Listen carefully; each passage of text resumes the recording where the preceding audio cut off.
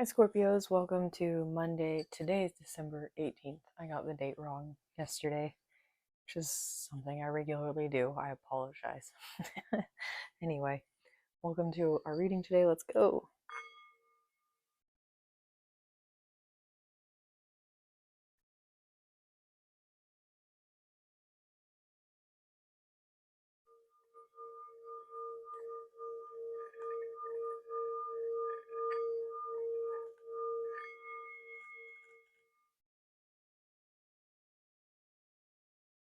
Nice. For those of you just joining, this is Barefoot Mama Intuitive Reading. I read intuitively.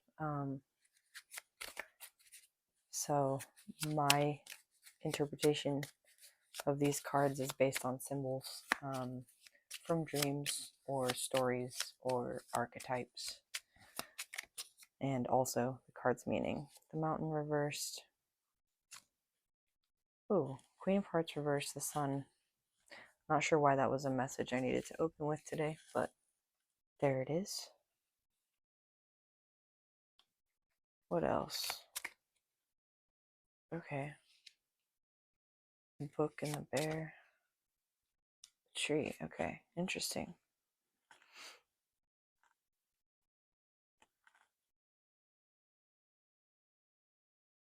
So there's a wrinkle in this like fabric, and just starting out the reading with this wrinkle that I want to smooth out. There might be something in your life you're trying to smooth out right now with this Mountain reversed. It's a very similar meaning. Maybe you've managed to smooth it out, or you've gotten some inspiration as to how to do that. In your reading yesterday, writing came out. So with the book here and the bear, you may very well be going into hibernation to like contemplate or like process or write out this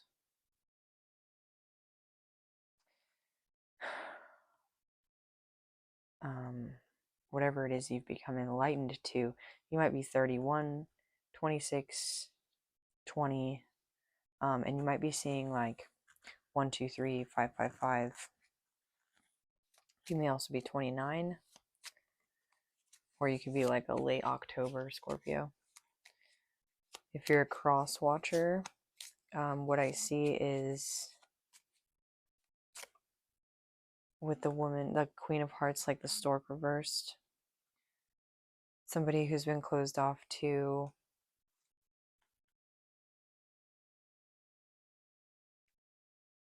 either the idea of birthing something like a project or restarting something because it's too burdensome. With the Mountain reversed, it's like all the pressure for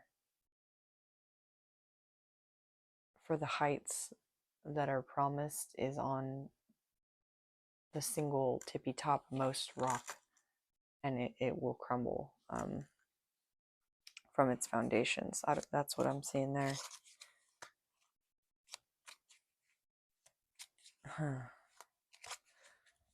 I feel like pulling maybe one or two more from the Lenormand and then moving on to interesting. But maybe you are resurrecting something with the coffin reverse. Number 8 is the infinity symbol, so 353 on the timer. If you're resurrecting something, either you're resurrecting something or it's like you're going into another karmic cycle, but it's like it's almost looking like the previous one, but there are little differences that make the biggest changes, if that makes sense. I think that's what this bear with the book is. It's like the bears come out in your reading numerous times in the last week or so, and it can mean power, especially feminine power, especially unruly feminine power. And I actually had a dream once when I was like younger, I think like some 10 years ago or something, where I was like skateboarding with my dog and there was a bear and my dog distracted it, and I like jumped up the bear's back and had a pen and I like stabbed it in the eye with a pen. And the symbolism of that dream, excuse me, is that you're using writing or words or like literally writing stuff down to channel that power. So the bear might actually symbolize to you like um, writing as channeling. Let's see. Something that also comes to mind is Yonaguska or Drunken Bear, Swimming Bear, Drowned Bear. That's his name. Drowned Bear. He was like one of the last polygamous chiefs of the Cherokee people in the eastern states, and he promoted sobriety amongst his people because he realized that like basically the impact that alcohol was having on his people, and he refused to allow his people, the Cherokee people, Eastern Band Cherokee, I believe, to leave their land. So he was a steward of the land and a protector of the land. Anyway, Drowning Bear coming through. It's a really interesting story. And he suffered from alcoholism and recovered. So this could be you writing down something about that, or yeah, with the family tree here, something generational, something inherited. You may be encountering some generational inheritance of karma or trauma, or something came to light about your family or your past recently, that about somebody past especially, and you're resurrecting their memory by writing about them. And then the lilies, yeah, and then we have the lilies here. You may be widowed. That's an interesting message to come through. If so, I'm sorry to hear that. There's really no words that can convey the pain of that. I can't even begin. Sorry, I'm laughing because I feel really awkward right now. Because this message actually came through in a reading yesterday, the day before. So I think I'm channeling somebody in this collective specifically regarding that message. Feeling drawn to pull from the Mystical Shaman Oracle. Definitely some like native energy coming through. I had somebody sort of criticize the native commentary the other day, and if you don't like it, there's other readings. Sorry. Okay, 32. You may have been through a Saturn returns recently. We have 30, 31, 32, and then 26. So anywhere from like the ages of 26 to like early 30s is your Saturn returns. The Luminous Warrior talks about the moon. Again, the power of the bear is like, it's like savage feminine or carnal feminine, which is ruled by the moon, right? And then the Luminous Warrior here, he's eclipsed by the moon. He's got this look of like sadness on his face, and then he has the moon here in his somewhere between the second and third chakra. So you've experienced some, I'm also seeing, sorry, the mountain upside down, and then there's like a really faint outline of a triangle. There you go. And it's almost like the mountain is this 32 here. Like you've experienced, this is also the symbol, the upside down triangle inside of a square is the symbol of the Muladhara chakra, the first chakra. So you're experiencing some holding of like, I'm hearing like scarred reception. Like you've had your heart open, not just your heart, but like you've just been a very open person in the past, and like I need to be careful how this message comes through, or delicate with my words. I wouldn't even say let people in. I would say that people came into your energy forcibly, and maybe you didn't even realize like the power you had to put up your boundaries. Um,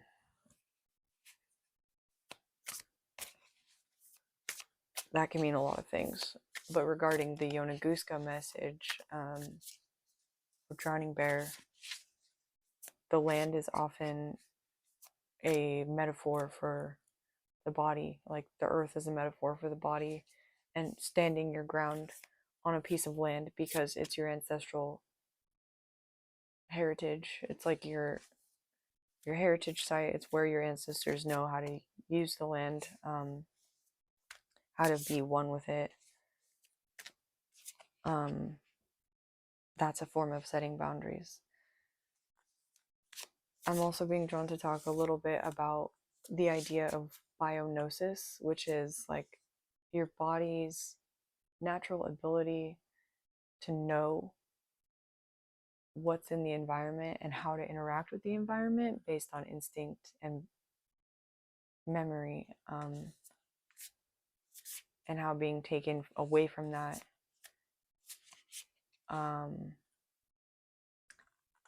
it's like it like wipes the slate of a personality clean.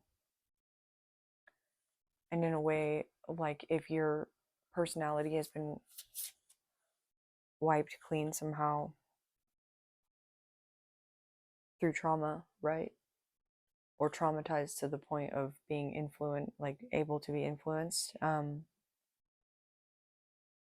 Any sort of subconscious like suggestion in the form of text, in the form of music, in the form of like proselytizing, or like television can essentially like rewrite your subconscious script. I don't know why this is what's coming through, but what I'm hearing is that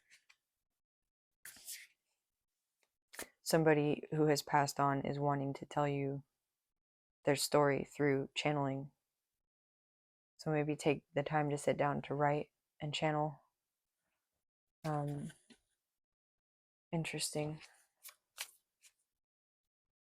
The hunter. There's a bear here on this card too. That's really interesting. There's not a lot of bears on the cards in this deck. Yeah, 27 to 32. Something significant may have happened in your life between the ages of 27 and 32. Or you might be channeling an ancestor who passed, who experienced something significant in those years in 1927 to 32. 1917 to 32. I'm going to read this one, The Hunter. And then this is like a really specific message. So I might actually do another reading tonight for a broader audience. Before the dawn of agriculture, we hunted in the forest to feed our kin. The hunter never takes more than what the village needs to survive, often taking only one creature, or the good kill. He is a master tracker who knows which path to follow to find success. Rely on your own skills to traverse the thick forest you are in to reach your destination. You need to follow the tracks left by spirit to claim your bounty, which is already prepared and being offered to you. Do not follow the maps drawn by others, as they will not lead you true. Instead, become the map maker, find your internal compass, and use all your senses, including your common sense. Okay. You know what? I am going to just continue on with this reading, and I'm going to use I'm going to use the tarot to clarify. That's a really interesting message to come through. What is the mountain with the luminous warrior? I'm seeing 1, 2, and 3, 2 here, right? It's actually 2, 1, and 3, 2, but there's this like shuffle dance kind of going on with you in the universe, and you, and specifically your divine feminine, or your relationship with the land, and or you might be toying with some idea like hiking the PCT or something, and it's winter, so you can start preparing now to hike the PCT starting in the spring or something. That's just for a couple of you. What is the luminous warrior? With the mountain reversed. This is also obstacles being removed as you reflect. Justice reversed.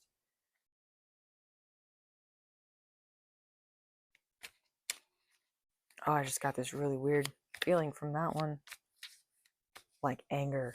Like a rushing surge of anger. Like some sort of injustice. Ace of Swords. Whoa. Something was meant to be put in your way. Or somebody was trying to get in your way. With the mountain reversed and justice reversed, you sent it back. I'm a little bit curious who this is.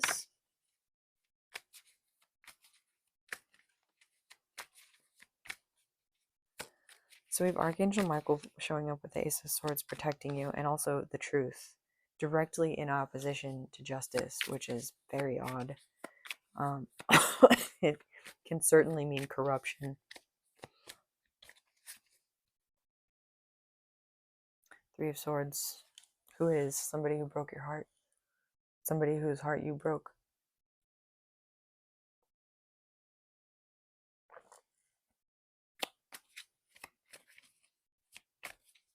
Three, 11. The Emperor. Somebody who's trying to control you and who you broke their heart by leaving because of this. So that's understandable. I'm still curious. The Luminous Warrior. What's the significance of the Luminous Warrior with the truth here? Again, the Ace of Swords is like the pen. So that's really coming through in a big way with the book here in the last couple of days especially. Oh, Two of Cups.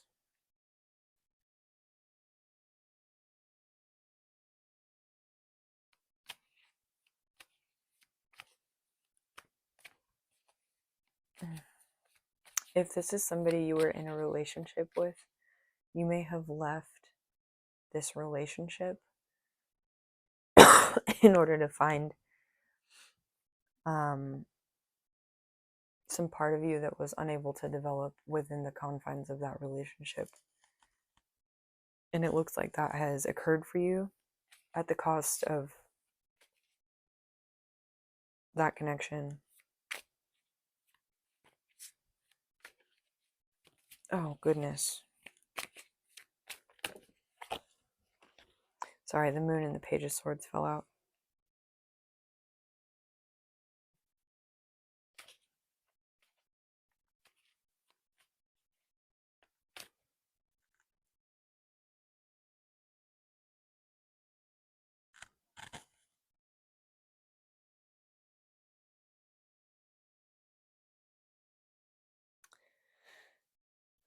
With the Page of Swords reversed, there's like a lot of swords right here. The Mountain reversed, the Page of Swords reversed, Justice reversed, the Emperor reversed. I'm getting this is all like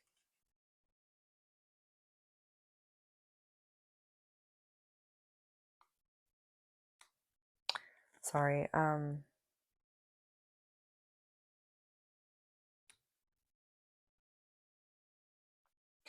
this is basically somebody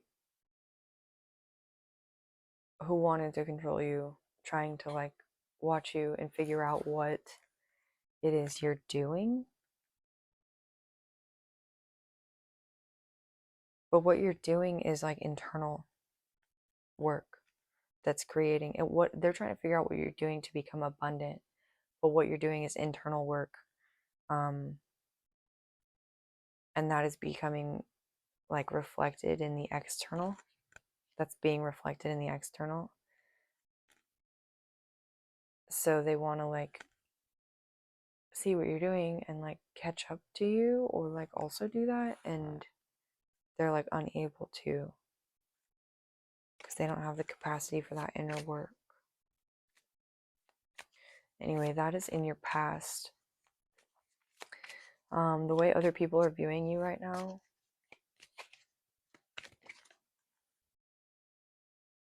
Page of Wands reversed, uninspired,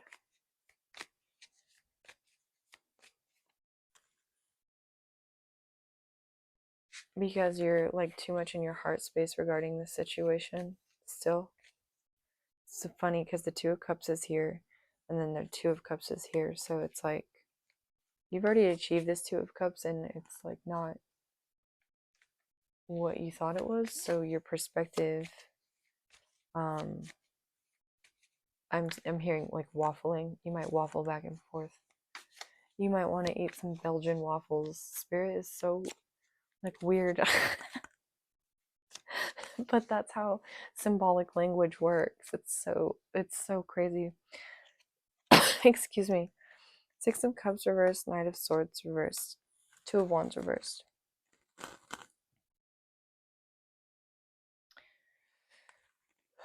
Like you are uninspired because I think you keep looking towards the past, towards situations that have already occurred, expecting, I think, something to come rushing in. But like there's nothing there. Like that whole landscape is all gray and behind you. Even this Ace of Swords and this Two of Cups, it's like you're on the dark side of the moon. This Queen of Pentacles is standing out above all of these other ones on top of the moon. And the Lilies is modifying the Queen of Hearts reversed. So it's like you're finally laying to rest that state of like a bleeding heart. And it's making you secure and stable.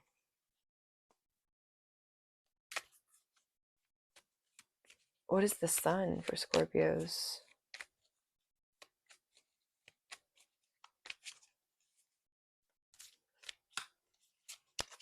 I'm actually being drawn to use the Thoth Tarot. So I called this one the Aleister Crowley deck once, but I think it's based on Aleister Crowley's deck, which is the Hermetic Tarot, or at least this is the from the Order of the Golden Dawn, which was his like cult.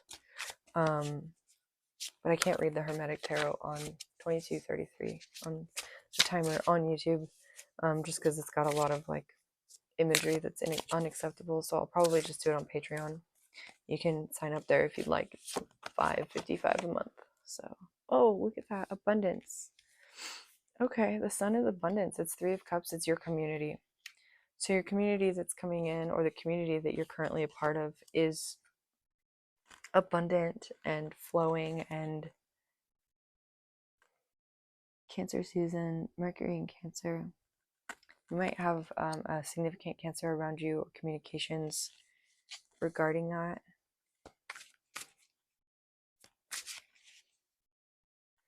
You might be seeing like the culmination of this by the 31st, after the holidays, or like on New Year's Eve. Yeah.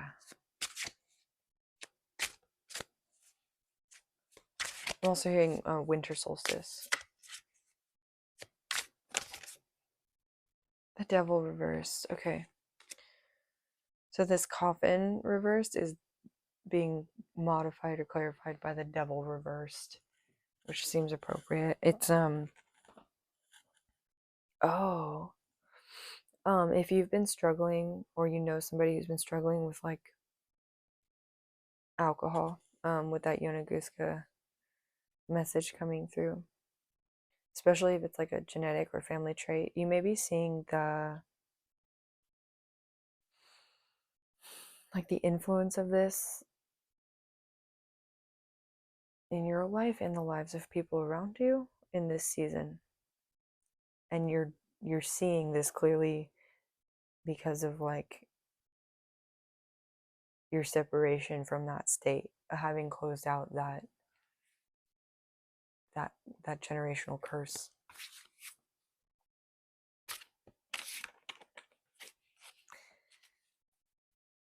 There's this weird dichotomy coming out in your readings lately where you have all this happiness and then you have all this sadness. You literally have death and the Devil reversed, and then you have the Sun and abundance, or the Three of Cups on top of it. It's like I'm hearing Red Road. Yeah, the like sobriety is somebody's mission this year.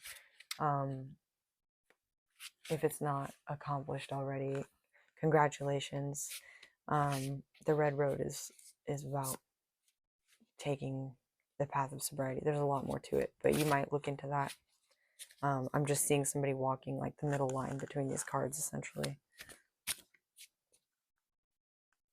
Knight of Cups reversed. Oh, your sobriety might be from romantic situations as well. That's come through so many times in your readings. Like,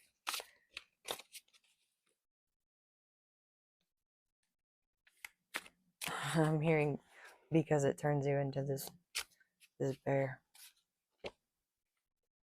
Nine of Pentacles reversed. Venus and Virgo under the book.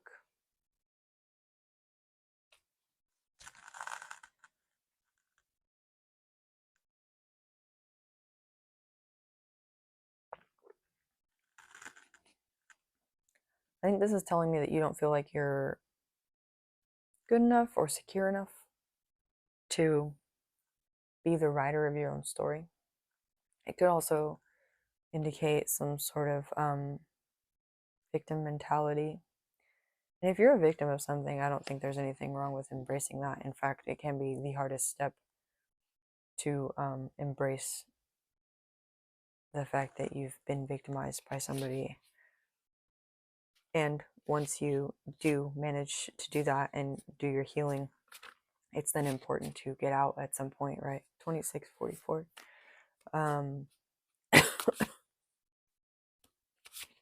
This could mean that you have ascribed a lot of meaning in your choices to your family history, to what's come before you. Maybe a lot of what you did was, up until this point, like subconscious influence, with that whole story at the beginning of this reading about when somebody's been traumatized, their personality is sort of like wiped clean and they become the sort of product of subconscious influence. But it seems that you have closed that cycle out, which is really hard to do. It's a lot of shadow work. It's a lot of really hard work, which is why you have the luminous warrior back here with the Two of Cups on top of that. It's like the divine chemical marriage of masculine and feminine within. Ace of Swords is the truth, the bold truth, the hard truth. The Magus. Whoa.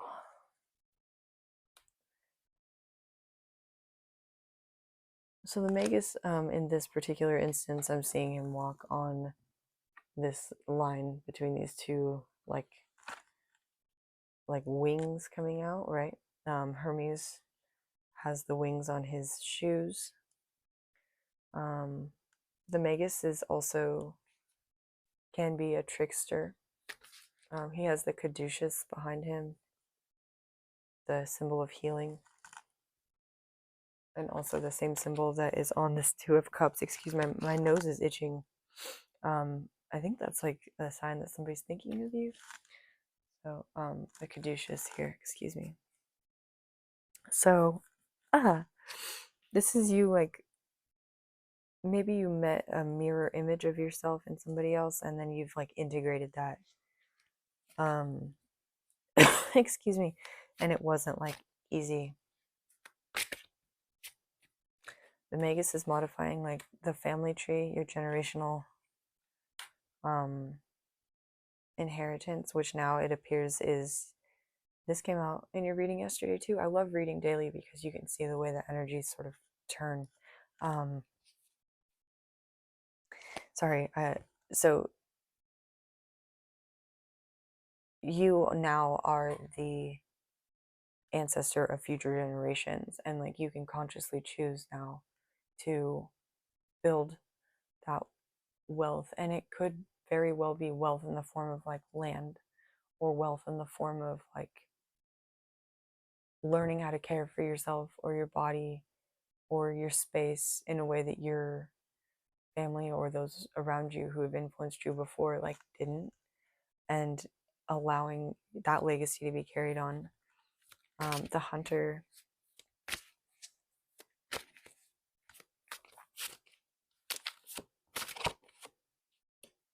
Ace of Cups. Oh my gosh. Okay.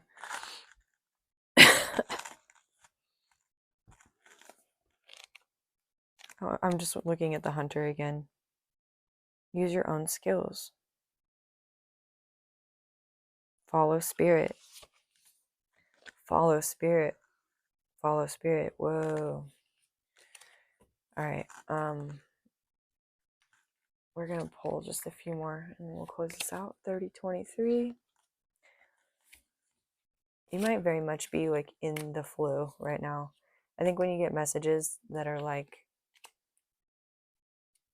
overcoming generational trauma, like not really knowing where to go next, but having the power to like make stuff happen, follow spirit. That's when you enter the flow and you see all these like synchronicities, and you might be again like if you're wanting to go on some wild adventure, like hiking the PCT or something to get out into nature, that might be really enlightening for you. Just spending time in nature, seeing like the difference in your body and your mind. I don't know what happened to the rest of the Lenormand deck. Oh, it's hiding. Okay.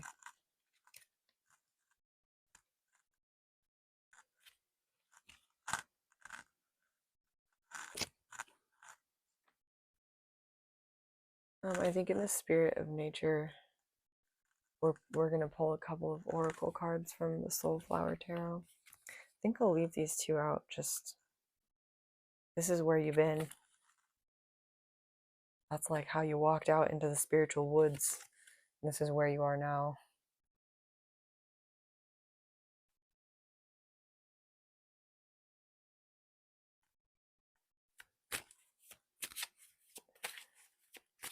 Flower Oracle, Soulflower Oracle. What do my Scorpios need to know about this lovely reading? Oh. Illumination, Aster. It came out reversed, which means to me that these cards don't have reverse meanings, I don't believe either, but it means to me that you have maybe seen something and tried to put it away. Like a star illuminating your way, Aster helps provide clarity and focus so that you can discover appropriate channels of communication and self-expression without anxiety and self-consciousness. Aster helps you to manifest your creative ideas, translating inspiration into physical form. Yeah, so again, about that, writing as a channel might be part of a process to some other creative endeavor, but it might be like the first step to just channel. I'm going to read this.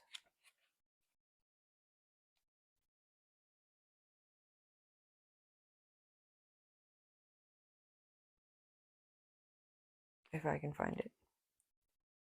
Yeah. It is extraordinarily difficult task to change our mindset around what is work, hard, and what is play, joyful and easy, and whether or not they can be combined. Adulting in our culture starts early, and the notion of play being productive and responsible is not readily accepted. And then there's all the baggage we carry around money and whether or not we're deserving of it, especially if it is our reward for hard work, the notion of our hard-earned cash. Another cultural belief is the notion that play is something we can get to do after all of our hard work. Astor says that play is not the end reward for all of our hard work, it is our work. Oh, look at that.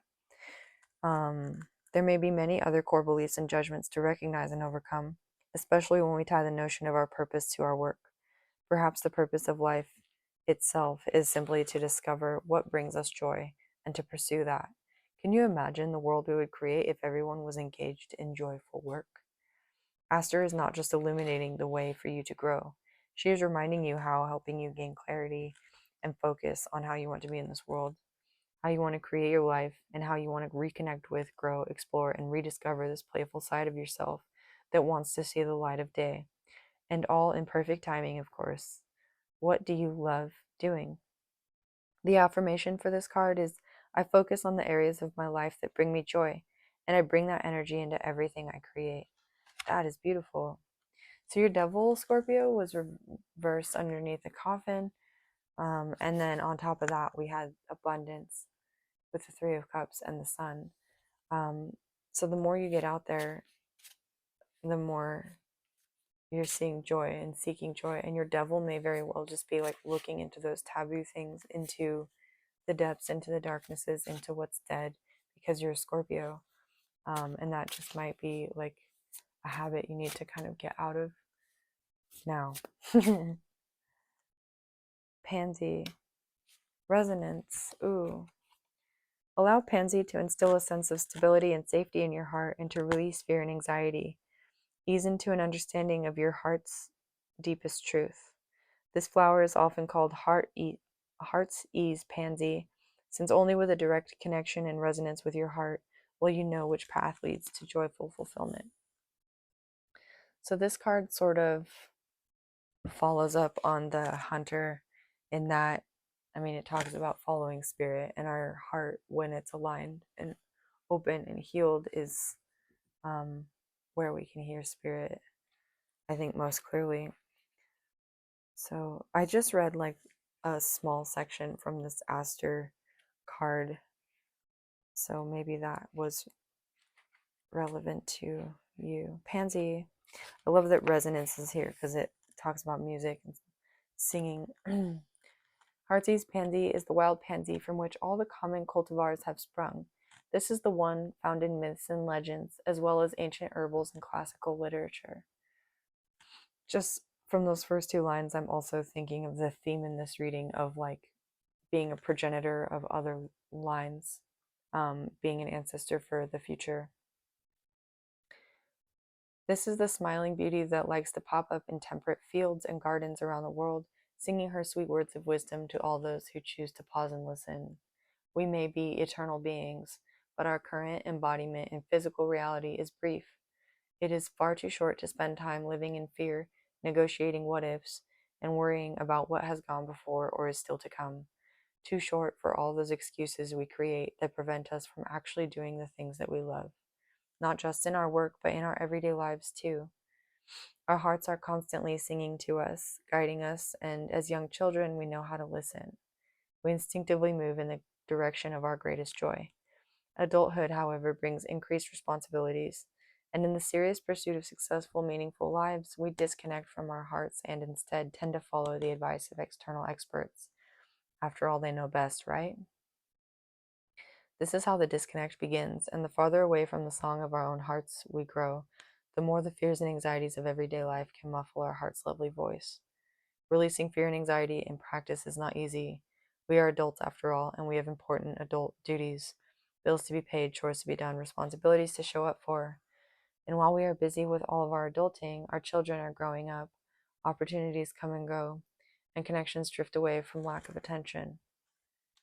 Heartsease Pansy is reminding us that we are safe, that we are supported, and that we can trust the whispers of our hearts to guide us. All those little nagging ideas that won't go away, those people you long to connect with, or those places that are calling you. You have time for all of them and can still be a responsible adult. Every single moment of every single day, we have to choose our next best steps, our highest and best actions.